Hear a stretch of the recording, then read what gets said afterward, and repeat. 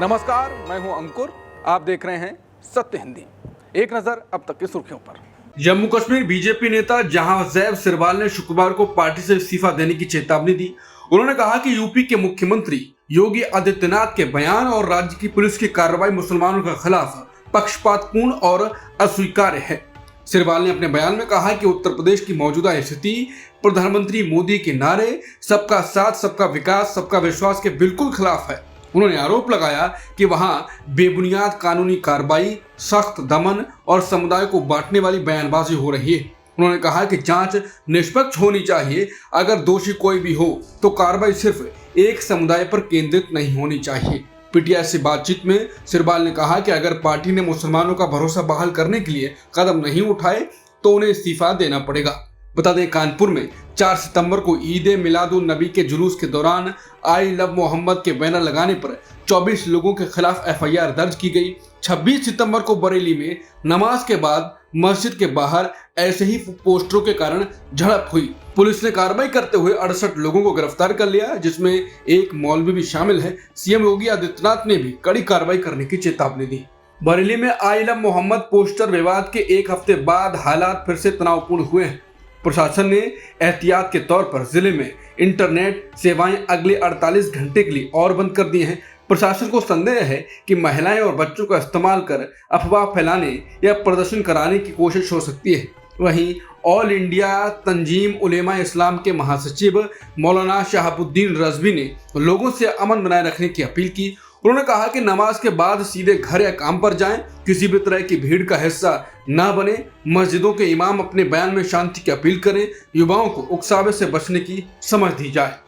उत्तर प्रदेश के बरेली में इंटरनेट सेवाएं गुरुवार दोपहर से बंद कर दी गई। मोबाइल डेटा, ब्रॉडबैंड और एसएमएस सेवाएं पूरी तरह रोक दी गई हैं। प्रशासन को आशंका है कि शुक्रवार को जुमे की नमाज के दौरान हालात बिगड़ सकते हैं। सरकारी आदेश के मुताबिक बरेली में 2 अक्टूबर दोपहर 3 बजे से लगातार 4 अक्टूबर दोपहर 3 बजे तक इंटरनेट बंद रहेगा। बरेली मंडल के 4 जिलों में सुरक्षा कड़ी कर दी गई है। शहर की सड़कों पर भारी पुलिस बल तैनात किया गया है और ड्रोन से निगरानी की जा रही है। कुछ संवेदनशील इलाकों में हालात किलेबंदी जैसे नजर आए और कई मोहल्लों की गलियां और सड़कें सूनी रहीं। हैदराबाद के सांसद और एआईएमआईएम के नेता असदुद्दीन ओवैसी ने कहा कि देश में आई लव मोदी तो बोल सकते हैं, लेकिन आई लव मोहम्मद नहीं बोल सकते। हैदराबाद में एक जनसभा को संबोधित करते हुए ओवैसी ने यह बात कही। संभल मस्जिद मामले का जिक्र कर ओवैसी ने कहा, अब तो हमारी मस्जिद को भी छीनना चाह रहे हैं। हद तो ये हो गई है कि इस देश में आई लव मोदी बोल सकते हैं, लेकिन आई लव मोहम्मद नहीं बोल सकते। कहां लेकर जाएंगे इस मुल्क को आप? कांग्रेस नेता राहुल गांधी इन दिनों साउथ अमेरिका के दौरे पर हैं और कोलंबिया से उन्होंने भारतीय 2 व्हीलर कंपनियों की तारीफ की। उन्होंने बजाज पल्सर बाइक के सामने खड़े होकर एक तस्वीर सोशल मीडिया प्लेटफॉर्म एक्स पर पोस्ट की।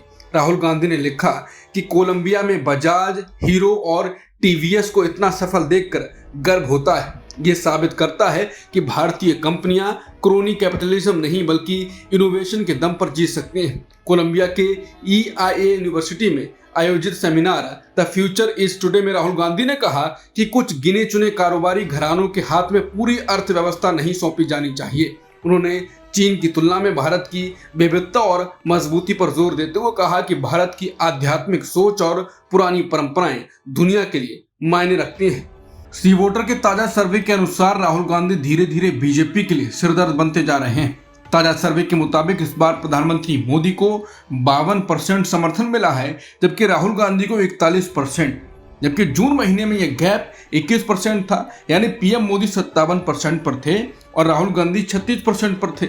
लेकिन अब यह गैप घटकर 11% रह गया है। सर्वे से साफ है कि राहुल गांधी लोकप्रियता में अब मोदी के पास पहुंच रहे हैं।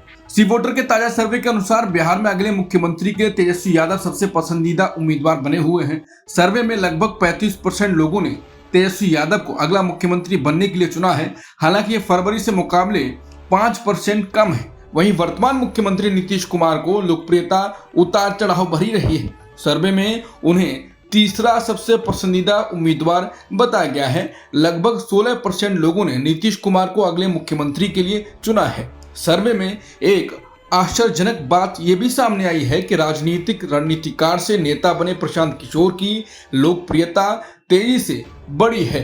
उन्होंने सबसे पसंदीदा मुख्यमंत्री के रूप में 23% वोट हासिल किए हैं। फरवरी में यह आंकड़ा 14% था।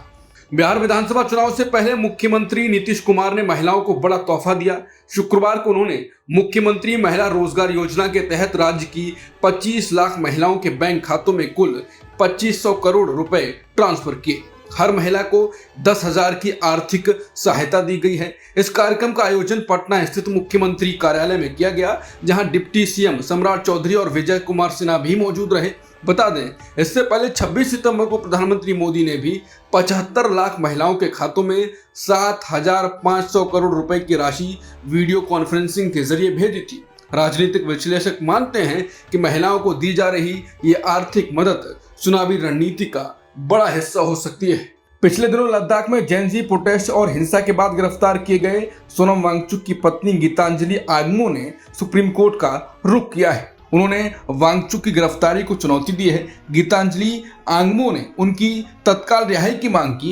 यह याचिका वांगचुक पर एनएसए लगाए जाने पर सवाल उठाने के लिए दायर की गई है। गीतांजलि आंगमो ने यह भी कहा कि उन्हें अभी तक हिरासत में आदेश की कॉपी नहीं मिली है, जो नियमों का उल्लंघन है। भारत और चीन के बीच करीब 5 वर्षों के बाद पैसेंजर फ्लाइट्स अक्टूबर के आखिर में फिर से शुरू होने जा रही है। विदेश मंत्रालय ने गुरुवार को घोषणा की कि दोनों देशों के सिविल एविएशन अथॉरिटीज के बीच तकनीकी स्तर पर हुई चर्चाओं के बाद यह फैसला लिया गया है। यह कदम द्विपक्षीय संबंधों को सामान्य बनाने की दिशा में एक बड़ा कदम माना जा रहा है। कोविड-19 महामारी और 2020 के गलवान संघर्ष के बाद दोनों देशों के बीच तनाव के कारण ये उड़ानें बंद थी। विदेश मंत्रालय की घोषणा के बाद इंडिगो एयरलाइंस ने कोलकाता गुआंगझोउ रूट पर दैनिक नॉन स्टॉप फ्लाइट्स शुरू करने की पुष्टि कर दी है और अन्य उड़ानें भी जल्द ही ऐसी ही घोषणा कर सकती हैं। पहली फ्लाइट 26 अक्टूबर को विंटर शेड्यूल के साथ शुरू होगी। रूस के राष्ट्रपति व्लादिमीर पुतिन ने कहा कि वो दिसंबर की शुरुआत में भारत की यात्रा को लेकर उत्साहित हैं। उन्होंने अपनी सरकार को ये भी कहा कि भारत के साथ व्यापार असंतुलन कम करने के लिए कदम उठाए जाएं, क्योंकि भारत रूस से भारी मात्रा में कच्चा तेल आयात करता है। पुतिन ने ये बात वालदाई डिस्कशन फोरम में कही, जहां 140 देशों की सुरक्षा और भू राजनीतिक विशेषज्ञ मौजूद थे, जिनमें भारत के लोग भी शामिल थे। उन्होंने कहा कि रूस और भारत के बीच कभी कोई तनाव या विवाद नहीं रहा। दोनों देशों ने हमेशा एक दूसरे की संवेदनशीलताओं का सम्मान किया।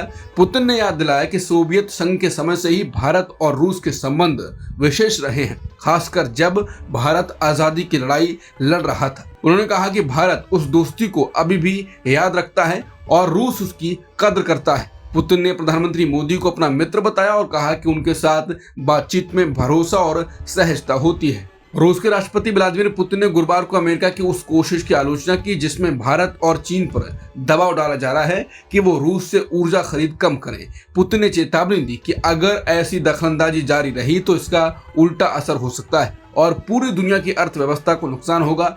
पुतिन ने कहा कि अगर अमेरिका रूस के व्यापारिक साझेदार देशों पर अधिक टैरिफ लगाएगा तो इसका नतीजा ये होगा कि तेल और अन्य वस्तुओं की कीमतें बढ़ जाएंगी। इससे अमेरिकी फेडरल रिजर्व को भी ब्याज दरें ऊंची रखनी पड़ेंगी। उन्होंने साफ कहा कि दुनिया की अर्थव्यवस्था रूसी तेल के बिना नहीं चल सकती। अगर रूस की आपूर्ति रोकी गई तो कच्चे तेल की कीमत $100 प्रति बैरल से ऊपर चली जाएगी, जिसका असर वैश्विक बाजारों पर पड़ेगा। इसके साथ ही रूसी राष्ट्रपति पुतिन ने कहा कि भारत और चीन अपने साथ अपमान नहीं होने देंगे। रूस के राष्ट्रपति व्लादिमीर पुतिन ने अमेरिकी राष्ट्रपति ट्रंप के उस बयान पर प्रतिक्रिया दी है जिसमें उन्होंने कहा था कि रूस पेपर टाइगर यानी कागजी शेर है। पुतिन ने सुरक्षा एवं भू राजनीतिक मामलों के विशेषज्ञों के बीच चर्चा के दौरान कहा कि हम पेपर टाइगर हैं। अगर हम पेपर टाइगर हैं तो फिर नेटो क्या है? पुतिन ने कहा कि हमारे लिए सबसे जरूरी चीज अपने कॉन्फिडेंस को बनाए रखना है और हम कॉन्फिडेंट हैं। बता दें, बीते दिनों ट्रंप ने एक सोशल मीडिया पोस्ट कर रूस को पेपर टाइगर कहा था। भारतीय स्टार वेटलिफ्टर मीराबाई चानू ने वर्ल्ड वेटलिफ्टिंग चैंपियनशिप 2025 में सिल्वर मेडल अपने नाम किया है। ये मेडल उन्होंने 48 किलोग्राम भार वर्ग में जीता। इससे पहले मीराबाई ने साल 2017 के वर्ल्ड कप चैंपियनशिप में गोल्ड और 2022 में सिल्वर मेडल अपने नाम किया था। वेस्टइंडीज के खिलाफ पहले टेस्ट मैच की पहली पारी में केएल राहुल ने शतक जड़ दिया है। वो 100 रन बनाकर आउट हुए। दूसरे दिन लंच तक भारत ने 3 विकेट के नुकसान पर 218 रन बनाए थे।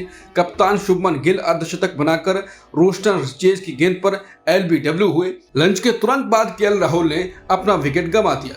ध्रुव जुरेल और रविंद्र जडेजा अभी बल्लेबाजी कर रहे हैं। पहले दिन वेस्ट इंडीज ने टॉस जीतकर पहले बल्लेबाजी का फैसला किया था। अब तक की खबरों में इतना ही।